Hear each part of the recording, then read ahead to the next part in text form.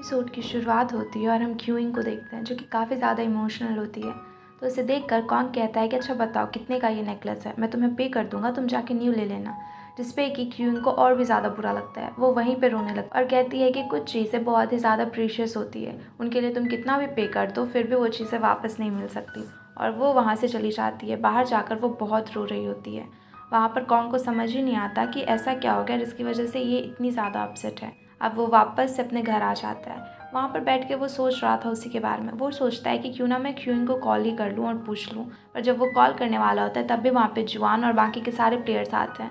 वो लोग कहते हैं कि फांग अभी वापस जा रहा है, वो यहाँ से भी जा रहा है, जिससे कि कॉन्ग दौड़ कर उसके पास में जाता है। वो फांग से पूछता है कि तुम अभी अभी इतने जल्दी क्यों जा रहे हो, हम कुछ समय तो साथ रह सकते हैं ना। पर फांग कहता है कि नहीं, मैं रिटायर हो चुका हूँ और मैं चाहता हूँ कि मैं जल्द से जल्द यहाँ से चला जाऊँ ताकि बाकी का कोई प्लेयर यहाँ पर आ सके, वो खेल सके।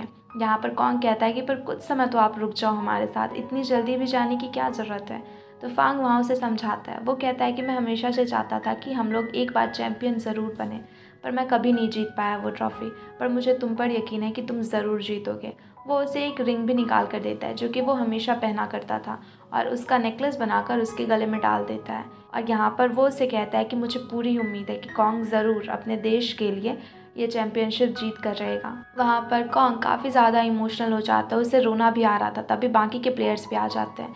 वो सारे लोग भी वहाँ पर फांग को रुकने के लिए कह रहे होते हैं, पर फांग उन सभी लोगों को समझाता है कि उसका जाना ज़रूरी है और आगे जो भी नया प्लेयर आएगा ये सारे लोग उसके साथ में मिलकर काफ़ी अच्छे से खेले। वहाँ पर जुआन भी बहुत रो रहा होता है, तो वो जुआन को समझाता है। फिर याओ से भी कहता है कि वो सबसे ज़्यादा सीनियर है और सबसे ज़्यादा एक्सपीरियंस भी है, इसलिए उसके जाने के बाद में वो अच्छे से टीम का ख्याल रखे। वहाँ पर वो लू को भी समझाता है और कहता है कि उसका स्ट्रॉन्ग कंबाइनिंग एबिलिटी काफ़ी ज़्यादा स्ट्रॉन्ग है, इससे वो बहुत ही ज़्यादा अच्छा खेल सकता है। वो चाहता है कि ये टीम हमेशा एक साथ इसी तरह से अच्छे से खेले। और यहाँ पर वो सारे लोगों को बाय कहकर चला जाता है। फिर हम कॉन्ग को देखते हैं जो कि बहुत ही ज़्यादा परेशान होता है। वो अपना बाइक लेकर वहाँ से निकल जाता है और दूर एक ब्रिज पर जाकर बैठा हुआ होता है। वहाँ पर वो बहुत रोता है और वो उन सारे मोमेंट्स को याद कर रहा होता है कि कब वो फांग से मिला। दरअसल ये हमेशा इसी तरह से मैच खेला करता था, जहाँ कि एक दिन फांग इसे खेलते देखता है और अचानक से इसे ऑफ़र दे देता है कि ये साथ में आकर खेले, और तब से ये लोग हमेशा साथ में ही खेलते थे। इसके मन में फांग के लिए बहुत ही ज़्यादा रिस्पेक्ट भी थी और अभी फांग जा रहा है तो कॉन्ग को बहुत ज़्यादा बुरा लग रहा होता है। दूसरी तरफ हम क्यूइंग को देखते हैं जो कि अपने घर पे बैठी हुई होती है और वो बहुत ही ज़्यादा सैड होती है अपने नेकलेस को लेकर। तभी वहाँ पर ई उसके पास में आती है। वो उसे नूडल्स ला के देती है और कहती है कि ये लो तुम्हारे फेवरेट्स। वहाँ पर वो उसे पूछती है कि क्या हो गया, वो किस वजह से इतना ज़्यादा उदास है। क्यूइंग उससे कहती है कि कुछ भी नहीं, बस वो परेशान है। वहाँ पर ई उसे समझाती है और कहती है कि सब कुछ ठीक हो जाएगा, इसलिए वो बेवजह इतना ज़्यादा स्ट्रेस ना लिया करे। और यहाँ पर क्यूइंग को भी उसकी बातें सुनकर अच्छा लगता है। दूसरी तरफ अब हम मैनेजर को देखते हैं जो कि अभी कोच से बात कर रहा होता है। वो कहता है कि फांग तो जा रहा है, पर वो जाने से पहले ये चाहता है कि कैप्टन की पोजीशन किसी और को नहीं बल्कि कॉन्ग को मिले, क्योंकि फांग को ऐसा लगता है कि कॉन्ग बहुत ही अच्छा कैप्टन बन सकता है और अगर वो कैप्टन बना तो टीम काफ़ी अच्छा करेगी। यहाँ पर मैनेजर ये बिल्कुल भी नहीं चाहता था। उसे तो प्रॉफिट चाहिए था और उसे पता था कि अगर कॉन्ग यहाँ पर कैप्टन बनेगा तो वो कुछ भी एडवर्टाइजमेंट पे ज़्यादा ध्यान नहीं देगा बल्कि अपने टीम पर ही फोकस करेगा। यहाँ पर वो कोच से कहता है कि हमें याओ को कैप्टन बना देना चाहिए, पर कोच भी उससे कहते हैं कि याओ को कैप्टन बनाना नहीं चाहिए। हालांकि वो एक्सपीरियंस्ड है और बहुत ही टाइम से खेल भी रहा है, पर फिर भी अभी वो ज़्यादा टाइम तक खेल नहीं पाएगा। 1-2 साल के बाद शायद वो भी रिटायर हो जाए, क्योंकि उसकी भी तो एज हो चुकी है और विफांग के बाद सेकंड सबसे ज़्यादा ओल्डेस्ट एक्सपीरियंस प्लेयर वही है।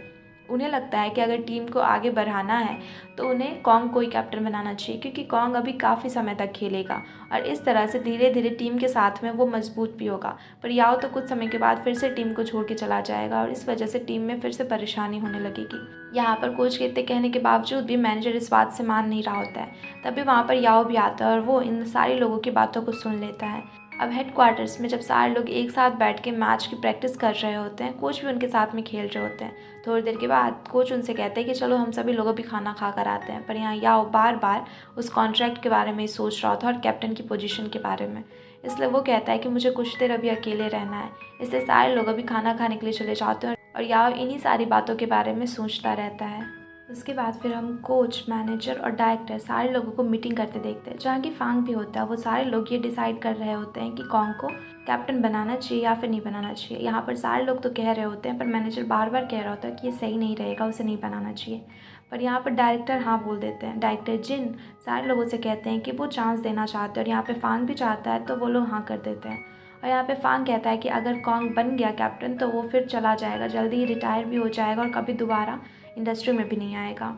इसलिए उन्हें कभी परेशानी भी नहीं होगी कि वो अपना खुद का कंपनी खोले या फिर ऐसा कुछ भी। इसलिए वो लोग टेंशन ना लें। अब इस बात पर वो लोग को मानना ही पड़ता है। तो सारे लोग कॉन्ग के पास में जाते हैं। यहाँ पर डायरेक्टर तो थोड़ी देर के बाद उसे कॉन्ग्रेचुलेट करके चले जाते हैं, पर मैनेजर वहाँ पर ये आकर कहने लगता है कभी बहुत सारी एडवर्टाइजमेंट भी उन्हें करनी है, ये वो वगैरह वगैरह, स्पॉन्सरशिप, बहुत सारी चीज़ें। जैसे कि सारे लोग परेशान हो जाते हैं कि दिन भर वो लोग अगर इसी तरह से एडवर्टाइजमेंट पर ही ध्यान देंगे तो अपने गेम पे कब ध्यान देंगे।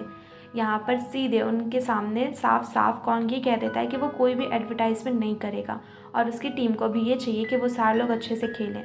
यहाँ पर फांग को सुन के काफ़ी मज़ा आता है। वो उसे कॉन्ग्रेचुलेट करता है, बाकी के टीम मेंबर्स भी उसे कॉन्ग्रेचुलेट करते हैं। कोच भी वहाँ पर हंस रहे होते हैं, पर मैनेजर को काफ़ी ज़्यादा गुस्सा आ रहा होता है कि उसने ऐसे कैसे बोल दिया। इसलिए वो वहाँ पर गुस्से में से चला जाता है। दूसरी तरफ हम याओ को देखते हैं। वो इस फैसले से बिल्कुल भी खुश नहीं होता है। उसे अंदर ही अंदर बुरा लग रहा होता है और उसे ऐसा लग रहा होता है कि उससे ही कैप्टन बनना चाहिए था। दूसरी तरफ हम मैनेजर को देखते हैं, जो कि अपने केबिन में जाके चिल्लाने लगता है। तभी उसका असिस्टेंट आकर पूछता है, जिसपे कि मैनेजर कह रहा होता है कि कॉन्ग समझता क्या है खुद को। और मैनेजर ये ठान लेता है कि वो जल्दी ही कॉन्ग को कंपनी से निकलवा कर ही रहेगा और उसकी जगह पे किसी और प्लेयर को यहाँ पर रखेगा और कैप्टन तो उसे कभी भी बनने ही नहीं देगा। यहाँ पर कॉन्ग ने ये बोला था कि अगर वो आने वाले मैच में जीत जाएगा तो फिर ठीक है, वरना वो कैप्टनसी भी छोड़ देगा।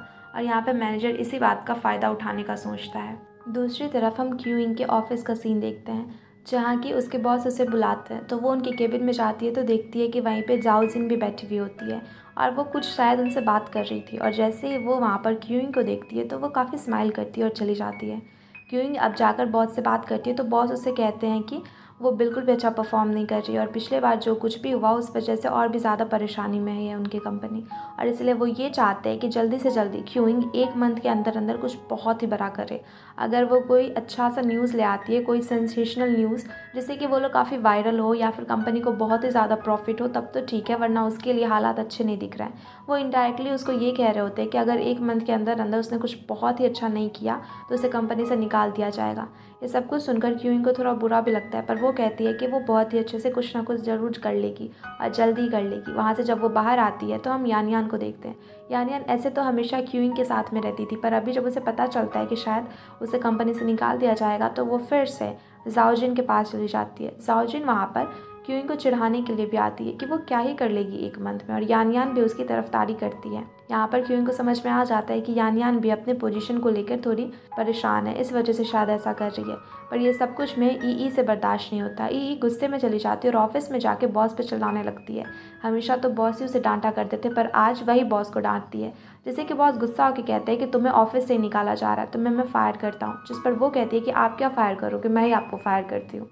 और वो गुस्से में वहाँ से चली आती है। अब वो क्यूइंग के साथ में रेस्टोरेंट में जाती है, जहाँ की क्यूइंग और ई दोनों ही काफ़ी ज़्यादा हंस रहे थे। क्यूइंग उसे कहती है कि तुमने तो जॉब भी छोड़ दी, अब तुम क्या ही करोगी। तो ई कहती है कि मैंने अच्छा किया जो ये जॉब छोड़ दिया, वैसे भी बॉस हमेशा मुझे डांटा ही करते थे। अब मैं कहीं और जाके नौकरी खोजूँगी और भी अच्छे से काम करूँगी। और यहाँ पर वो क्यूइंग को समझाती है कि उसे 1 मंथ के अंदर अंदर कुछ बहुत बड़ा करना पड़ेगा। क्यूइंग बोलती है कि मैं क्या ही करूँ, मेरे पास तो कुछ न्यूज़ भी नहीं है।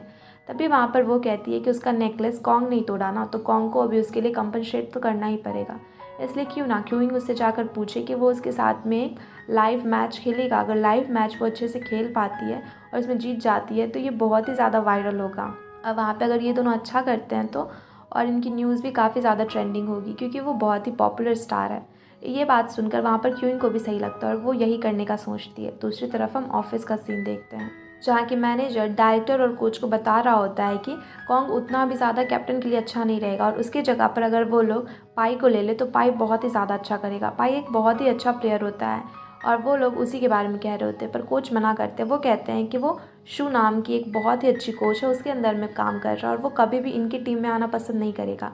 पर मैनेजर कहता है कि बस डायरेक्टर हाँ कर दे, मैं किसी तरह से उसे मना लूँगा। तो डायरेक्टर कहते हैं कि ठीक है, अगर तुम उसे बुला सकते हो, हमारी टीम को ज्वाइन करवा सकते हो तो कोशिश ज़रूर करना। यहाँ पर मैनेजर सोच लेता है कि वो किसी तरह से पाई को लेकर ही आएगा और कॉन्ग को तो निकलवा कर ही रहेगा। उसके बाद फिर हम क्यूइंग को देखते हैं, जो कि अभी कॉन्ग से मिलने के लिए जाती है, पर वो रेस्टोरेंट के बाहर में उसे देख कर ही वहाँ से जाने लग जाती है। वो सोचती है कि अब वो अंदर कैसे जाए, पूछे या ना पूछे, उसे ये करना भी चाहिए या नहीं करना चाहिए। इसलिए वो बार बार यही खुद ब खुद बोले जा रही होती है और वो अंदर नहीं जा रही होती है, पर कॉन्ग उसे दूर से देख लेता है। इसलिए अब जब फाइनली क्यूइंग डिसाइड करती है कि वो जाकर उससे बात करेगी, पर वो जैसे ही पीछे मुड़ती है तो कॉन्ग वहीं पर खड़ा होता है। उसे देखकर तो वो डर ही जाती है, पर फिर वो पूछती है कि कॉन्ग यहाँ पर क्या कर रहा है। तो कॉन्ग कहता है कि वो बहुत देर से उसे देख रहा था। वो आगे जाती है, कभी पीछे आती है, आखिर चाहिए क्या उसे। तो यहाँ पर अभी क्यूइंग उसे कहती है कि तुमने मेरा नेकलेस तोड़ा तो मुझे उसके बदले में कुछ चाहिए। अब वहाँ पर कॉन्ग हंसने लगता है, बोलता है अच्छा कितने पैसे देने हैं ये बताओ। पर क्यूइंग मना करती है। वो कहती है मुझे पैसे नहीं चाहिए, मुझे बस तुम्हारी एक छोटी सी हेल्प चाहिए। तो फिर कॉन्ग उसे पूछता है कि कौन सी हेल्प चाहिए, जिसमें कि वो कहती है कि वो उसके साथ में एक लाइव गेम खेले, और अगर साथ में खेलेगा तो वो काफ़ी ज़्यादा इसे पॉपुलर हो जाएगी, और अभी बहुत ही ज़्यादा ज़रूरी है ये उसके लिए। तो यहाँ पर कॉन्ग भी उसे हाँ कर देता है, जिससे कि वो बहुत ही ज़्यादा खुश हो जाती है। पर तभी वहाँ पर एक बाईसाइकिल आता है जिससे कि वो टकराने वाली होती है। तो कॉन्ग उसे बचाता है, पर तभी उसे किसी और लड़की की याद आती है, और शायद वो मिया होती है। और उसे देखकर तुरंत वहाँ पर कॉन्ग खड़ा हो जाता है और क्यूइंग से कहता है कि मिया की तरह कॉपी करना बंद करो, और वहाँ से चला जाता है। पर क्यूइंग को तो समझ ही नहीं आता कि ये मिया आखिर है कौन और क्यों कॉन्ग इस तरह से बात कर रहा था। पर फिर वो उस पर ज़्यादा ध्यान नहीं देती। दूसरी तरफ हम ई को देखते हैं, जो कि अभी सभी जगह पर जॉब ढूंढ ढूंढ के परेशान हो गई थी, और एक बहुत ही छोटी सी मैगज़ीन कंपनी में उसको जॉब मिल गया। वहाँ जब वो जाती है तो देखती है कि ये तो बिल्कुल भी किसी कंपनी के जैसा नहीं लग रहा था, और वहाँ पे बॉस भी उसे सीधे कहते हैं कि ज़्यादा उतना कुछ काम करने की ज़रूरत नहीं है, वैसे भी हमारी कंपनी कुछ खास चलती तो है नहीं, तो हमें बस थोड़ा बहुत काम करना होगा और चुपचाप शांति से बैठे रहना होगा, और कुछ भी नहीं है। पहले तो यहाँ पर ई को बिल्कुल पसंद नहीं आता, क्योंकि उसे एडवेंचरस चीज़ें करना पसंद था, उसे पता लगाना पता था, अलग अलग न्यूज़ को लाना पसंद था। और यहाँ पे इस तरीके से शांति से चुपचाप बैठ के थोड़े बहुत बस काम करो, पैसे लो, घर जाओ, उसे ये नहीं चाहिए था। पर अभी उसे कहीं पे जॉब भी ऑफ़र नहीं हो रहा था, इस वजह से वहाँ पर उसे ये जॉब लेना ही पड़ जाता है। उसके बाद ही क्यूइंग को फ़ोन करती है, जहाँ की क्यूइंग बताती है कि वो मान चुका, और वो बहुत ही ज़्यादा खुश होती है कि फ़ाइनली अगर वो लोग साथ में लाइव खेलेंगे तो उसके अब कंपनी से निकलना नहीं पड़ेगा। ई भी उसके लिए खुश होती है।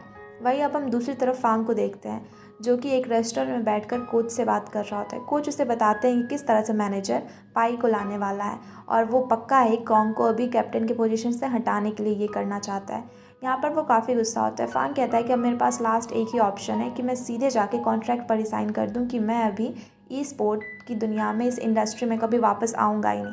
और उस दिन तो मैं बस बातें कर रहा था, पर अगर मैं उन लोगों को एक लिखे हुए कॉन्ट्रैक्ट पे साइन करके दे देता हूँ तब वो लोग कॉन्ग को परेशान नहीं करेंगे। यहाँ पर कोच को भी यही सही लगता है। दूसरी तरफ हम क्यूइंग को देखते हैं, जो कि लाइव आती है और अपने सारे व्यूअर्स को बताती है कि कुछ टाइम के बाद में वो अभी एक लाइव मैच करने वाली है किसी बहुत ही बड़े ई स्पोर्ट प्लेयर के साथ में, इसलिए वो सारे लोग उसके लिए वेट करें। तभी वहाँ पर ई भी उसे बताती है कि कोई और नहीं बल्कि जाओ जिन भी यही सेम अनाउंसमेंट कर रही है। वो भी किसी प्लेयर के साथ में शायद गेम खेलेगी, वो भी लाइव, मतलब पक्का वो उसे चैलेंज ही कर रही है। अब जाओ जिन और क्यूइंग दोनों ही ऑफिस जाते हैं, जहाँ की बॉस काफ़ी खुश होते हैं। वो कहते हैं कि इन दोनों के अनाउंसमेंट से बहुत सारे व्यूअर्स बहुत ज़्यादा खुश हैं, और अभी यही ट्रेंड में चल रहा है, इसलिए वो चाहते हैं कि दोनों अच्छे से खेलें, और जो भी इस मैच को बहुत ही अच्छे से कंप्लीट करेगा उसके लिए प्रमोशन।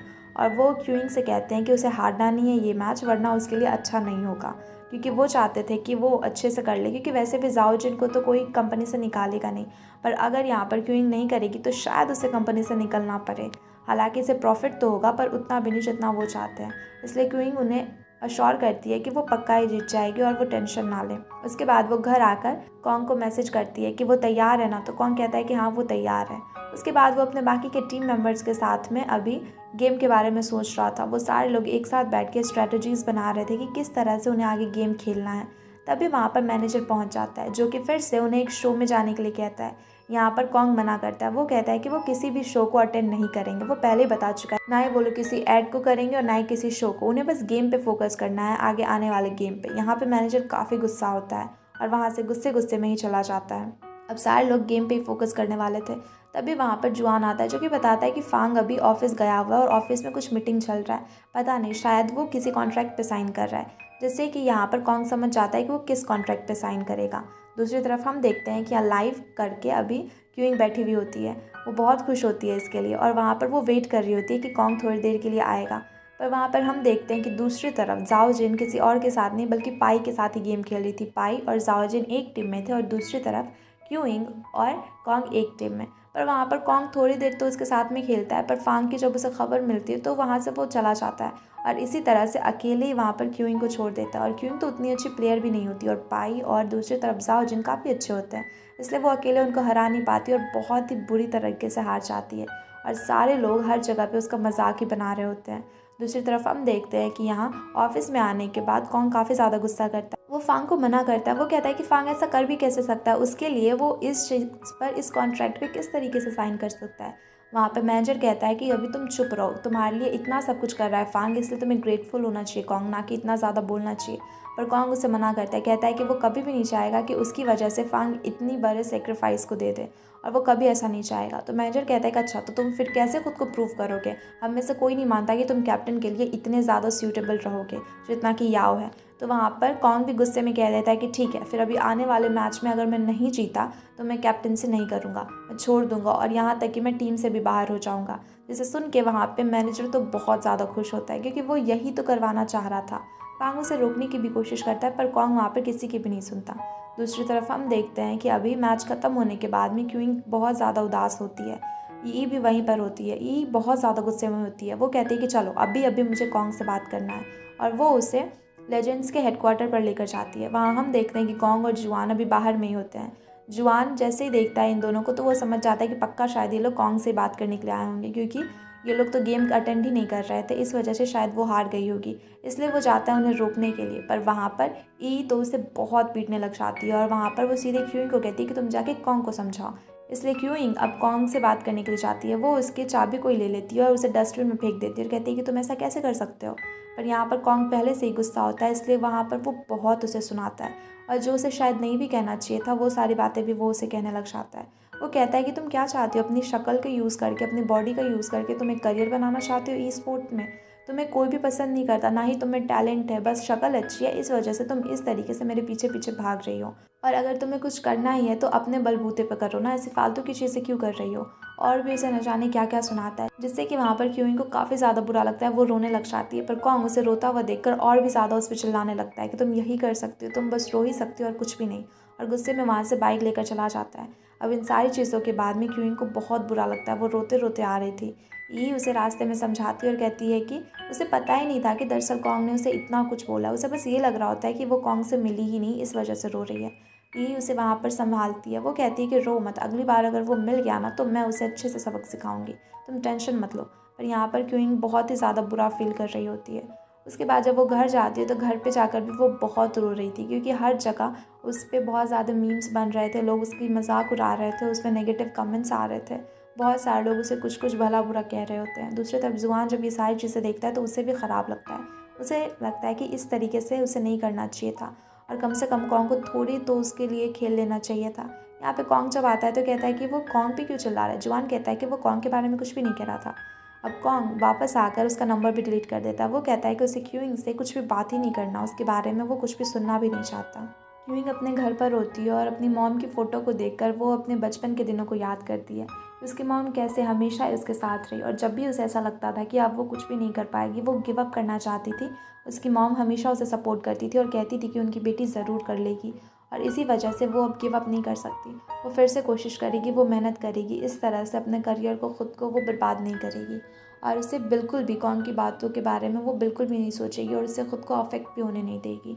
दूसरी तरफ अब हम देखते हैं कि मैनेजर वहाँ पर सारे लोगों को गेम खेलते देख रहा होता है। उसके बाद आगे आने वाले जो मैच थे वो किसी और टीम के साथ में थे। अब मैनेजर का असिस्टेंट उसे कहता है कि जाकर उन्हें इन सारे लोगों को बता देना चाहिए कि वो लोग किसी और टीम के साथ में खेलेंगे, पर मैनेजर मना करता है, कहता है कि मत बताओ, क्योंकि वो तो चाहता था कि कॉन्ग हार जाए और उसे कैप्टन से हटा दिया जाए, इसलिए उन लोगों को बताता भी नहीं कि आगे होने वाला मैच उनका जिस टीम के साथ में वो प्रैक्टिस कर रहे हैं उसके साथ में नहीं, बल्कि किसी और ही टीम के साथ में है। उसके बाद हम देखते हैं कि आज कंपटीशन का दिन होता है, जहाँ की जब लेजेंड्स कंपटीशन के लिए पहुंचते हैं तब उन्हें पता चलता है कि दरअसल उनका तो किसी और टीम के साथ ही मैच था, और उन्होंने प्रैक्टिस तो किसी और टीम के साथ में ही किया है। यहाँ पर मैनेजर ऐसा शो करता है कि उसे तो बिल्कुल पता ही नहीं था इसके बारे में। पर यहाँ पर कॉन्ग बिल्कुल भी परेशान नहीं होता, क्योंकि पहले से उसने दूसरी टीम के बारे में भी देख लिया था, उनके लिए भी स्ट्रेटजी वगैरह बना के रखा हुआ था, इसलिए उसे परेशानी नहीं होती। पर बाकी के सारे लोग वहाँ पर मैनेजर को खूब डराते हैं कि अब क्या होगा, अब हम लोग क्या करेंगे, अब तो हम लोग पक्का ही हार जाएंगे। वहाँ पर मैनेजर बहुत खुश हो रहा था अपनी चालाकी पर उसे तो पता ही नहीं था कि ये लोग पहले से ही बाकी सब कुछ भी चेक कर चुके हैं कि अगर किसी और टीम के साथ भी खेलना पड़े तो इन्हें कभी परेशानी ना हो। यहाँ पर मैनेजर बहुत खुश होकर चला जाता है। दूसरी तरफ हम देखते हैं कि अभी ई को, जिसका कि बॉस आकर उसे बताता है कि दरअसल फांग अभी रिटायर होने वाला है और उसके लिए बहुत बड़ी एक पार्टी थ्रो की गई है एक होटल में, और वहाँ पे बहुत बड़े बड़े ई स्पोर्ट के प्लेयर्स आएंगे। तो वो जाके थोड़ा बहुत बस देख ले, हल्का फुल्का न्यूज़ ले आए मैगजीन के लिए। उसे ज़्यादा कुछ करना नहीं था, पर ई का तो फिर से यहाँ पे डिटेक्टिव वाला दिमाग चल रहा होता है। वो सोचती है कि वो अंदर जाएगी और सब कुछ पता करके आएगी, और उसके साथ साथ वो क्यूइंग को भी लेकर जाएगी। फिर हम मैच का सीन देखते हैं, जहाँ की सबसे पहले तो पाई की टीम आती है, जो कि शुरुआत में एक ही राउंड में, फर्स्ट ही राउंड में इतना अच्छा खेलती है और इतने ज़्यादा पॉइंट से जीत जाते हैं कि उन्हें हराना तो एकदम नामुमकिन ही लग रहा होता है, और वो जीत भी जाते हैं। अब दूसरी बारी आती है लेजेंड्स की, जिनका कि किसी और टीम के साथ में मैच चल रहा था। यह मैनेजर बहुत खुश होता है, ये लोग तो पक्का ही हारेंगे, पर वहाँ पर वो लोग काफ़ी ज़्यादा अच्छा कर रहे थे।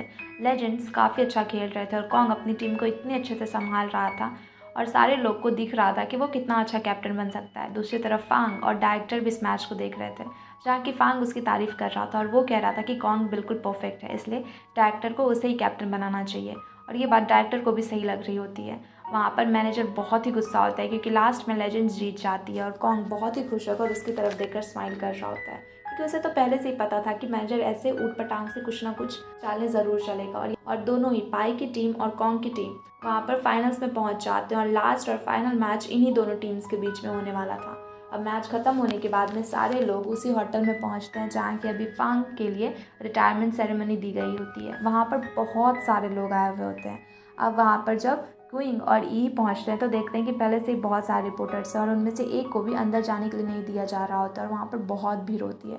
इसलिए ई किसी तरीके से क्वीन को लेकर पीछे वाले दरवाजे से घुसने की कोशिश करती है, और वहाँ पे जब उसे एक स्टाफ रोकता है तो वो ऐसा प्रिटेंड करती है कि वो तो यहाँ पर बस मिलने के लिए अपने दोस्तों के साथ आई है, और वो तो ई स्पोर्ट्स वालों की फ्रेंड है, और किसी तरह से वो नाटक वाटक करके अंदर घुस जाती है। और वहाँ पर एक जगह जब दूसरे स्टाफ से पकड़ने वाले होते हैं तो वहाँ पर वो झगड़ा करने लग जाती है, और क्वीन को बहुत ही ज़्यादा चिल्लाने लगती है उसके ऊपर में। इसलिए अब दोनों को इतना ज़्यादा झगड़ा करते हुए देखकर वो स्टाफ इनके पास में पूछने के लिए नहीं आता, और वहाँ से चुपचाप चला जाता है, क्योंकि उसे लगता है कि ये दोनों बस यहाँ पर झगड़ा कर रही हैं किसी बात पे, और ये तो इन लोगों का प्लान होता है। अब इसी तरह से किसी तरह से कैफेटेरिया में भी चले जाते हैं, और वहाँ जाकर इन लोगों का प्लान था कि वो वहाँ से किसी शेफ़ की ड्रेस को चुराएंगे, या फिर किसी वेटर वेट्रेस किसी की भी ड्रेस को चुराएंगे, और उसी को पहन के होटल में घुस जाएंगे जहाँ पर ये सेरेमनी चल रहा होता है। और वहाँ पर पहले तो एक शेफ़ उसे पकड़ लेता है, वो कहता है कि तुम दोनों यहाँ पर क्या कर रही हो।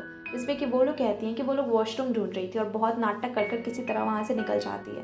और दूसरी बार फिर वो लोग अंदर जाते हैं, पर फिर से एक शेफ़ उन्हें देख लेता है, पर वहाँ पर वो बस क्यूइंग को ही देखता है, ना कि ई को। इसलिए ई वहाँ पर छिप जाती है, और क्यूइंग जाकर उससे रास्ता पूछने लग जाती है कि कैसे जाना है, इधर जाना है, उधर जाना करके किसी तरह से उसे बातों में फंसाती है। और तब तक ई ड्रेस लेकर निकल जाती है। थोड़ी देर के बाद ये दोनों ड्रेसअप करके एक साथ में किसी शेफ़ की ड्रेस में वहाँ पर पहुँच जाते हैं, और वहाँ पर वो लोग पार्टी में जाकर देख रहे होते हैं, जहाँ की ई स्पोर्ट्स के हर एक बड़े से बड़े लोग वहाँ पर मौजूद थे। सारे लोग आए हुए होते हैं। यहाँ पर हम देखते हैं कि फांग के बहुत पुराने दोस्त भी आए थे, उसके 4 मेन फ्रेंड, जिनके साथ में कि वो हमेशा खेला करता था।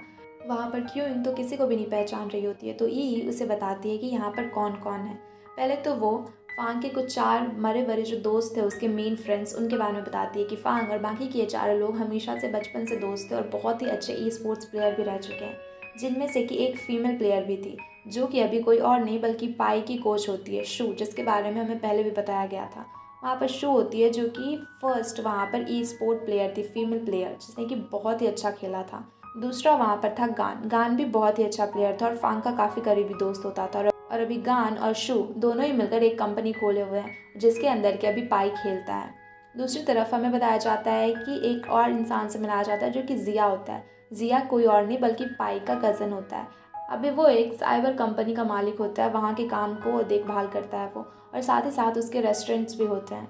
और फिर हमें सुन के बारे में बताती है, लेकिन यहाँ पर सुन कहीं भी मौजूद नहीं होता है। हमें पता चलता है कि वो रेस्टोरेंट में शुरुआत में सुन, जिससे कॉन्ग हमेशा मिलता था, वो भी इनका ही फ्रेंड होता है, और ये 5 लोग बहुत ही अच्छे दोस्त होते हैं। फिर सारे लोगों को हम देखते हैं जो लोग कि काफ़ी ज़्यादा इंजॉय कर रहे थे। वहाँ मैनेजर तो हर जगह बस पाई को ही ढूंढने में लगा हुआ था। तभी वहाँ पर उसे ऐसा करते देखकर शू समझ जाती है कि पक्का ये पाई को ढूंढ रहा है। वो कहती है कि मैनेजर आप पाई को ढूंढ रहे हो, जिसपे कि वो मना करता है कि वो बिल्कुल भी ऐसा नहीं कर रहा, वो भला पाई को क्यों ही ढूंढेगा, उसे पाई से क्या ही काम होगा। यहाँ पर पाई नहीं आया होता है, उसके अलावा बाकी सारे के सारे लोग आए हुए होते हैं। अब सब कुछ होने के बाद में थोड़ी देर के बाद में लास्ट स्पीच देने के लिए फांग स्टेज पर जाता है, जहाँ कि वो सारे लोगों को बताता है कि उसने किस तरीके से अपने करियर की शुरुआत करी थी, और उसके 4 जिगरी दोस्त आज वो लोग भी यहाँ पर आए हुए हैं। एक मौजूद नहीं है, सुन के बारे में कहता है, और बाकी के 3 यहीं पर हैं। फिर फिर वो बताता है कि ये सारे लोग एक साथ ब्लेज़र नाम के एक टीम में खेला करते थे और इन्होंने काफ़ी सारे चैम्पियनशिप्स भी जीते और अभी ये चारों के चारों ही रिटायर हो चुके हैं और सारे अपने अपने काम में लग चुके हैं, जहाँ की गान और शू एक साथ एक कंपनी के मालिक हैं, तो दूसरी तरफ सुन और ज़िया दोनों ही अलग अलग साइबर कंपनीज़ के मालिक हैं और रेस्टोरेंट भी ओन करते हैं। वहाँ वो बताता है कि वो आखिरी है और उसे अभी पता नहीं कि आगे क्या करना है। उसने काफ़ी कुछ एंजॉय किया, काफ़ी कुछ हासिल किया अपने करियर में, पर अब वो कहीं जाकर आराम से कुछ समय अकेले में बिताना चाहता है और वो वहाँ पर बहुत ही इमोशनल स्पीच दे रहा होता है। तभी हम देखते हैं कि ई अपना कैमरा लेकर आई हुई होती है। वो कहती है कि उसे ये सब कुछ रिकॉर्ड करना है और वो छिप के पिक्चर्स लेने लग जाती है और रिकॉर्डिंग करने लगती है। दूसरी तरफ क्वीन किसी तरह से खड़ी होती है वहीं पर। तभी हम देखते हैं कि उसे ऐसे पिक्चर लेते हुए कॉन्ग देख लेता है, तो वो जुआन को बेचता है कि कोई शायद पिक्चर ले रहा है, उसे बंद करवाओ। ऐसे जुआन आता है वहाँ पर, तो वो देखता है कि ये कोई और नहीं बल्कि ई ही है। वहाँ पर वो दोनों का काफ़ी झगड़ा होता है, वो दोनों भागने लग जाते हैं। वहाँ पर ई तो काफ़ी दौड़ लगा रही होती है और जुआन उसके पीछे पीछे उसे रोक रहा होता है। वो भाग भाग कर उसे परेशान कर देती है, पर वो उसे पकड़ ही नहीं पा रहा होता है। अब लास्ट में वहीं पर जब स्पीच खत्म होता है तो कॉन्ग की नज़र क्यूइंग पर भी पड़ जाती है। अब वो क्यूइंग से जाकर पूछता है कि वो भी यहाँ पर पिक्चर लेने के लिए आई है ना, पहले जैसे उसने वीडियो लीक करा, अभी यहाँ के भी पिक्चर्स वीडियोस वो लीक करेगी। यहाँ पर क्यूइंग कहती है कि वो ऐसा बिल्कुल भी करने के लिए नहीं आई थी। हाँ, माना कि वो यहाँ पर चली आई है, पर उसने ऐसा कुछ भी नहीं किया। तो कॉन्ग ज़बरदस्ती उसका फ़ोन ले लेता है और चेक करने लगता है, पर उसमें उसे कुछ भी नहीं मिलता और वो वहाँ से चला जाता है। वो समझ जाता है कि पक्का शायद इसकी फ्रेंड यहाँ पर आई होगी, इसलिए वो वहाँ पर ई को ढूंढने लग जाता है। दूसरी तरफ हम ई और जुआन को देखते हैं, जो लोग कि अभी भी झगड़ा कर रहे थे। जुआन उसे कह रहा था कि डिलीट कर दो, पर ई उसे कह रही थी कि अगर तुम पास आओगे तो फिर से पिट जाओगे। और किसी तरह से वो जुआन को चकमा देकर भाग जाती, पर तब भी वहाँ पर कॉन्ग पहुँच जाता है और कहता है कि चुपचाप डिलीट कर दो वरना अच्छा नहीं होगा।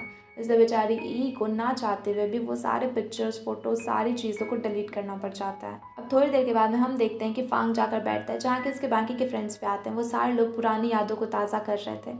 तभी उनमें से एक सुन के बारे में बोलता है कि सुन अभी तक नहीं आया, वो लोग कितने टाइम से उसे मैसेज कर रहे हैं।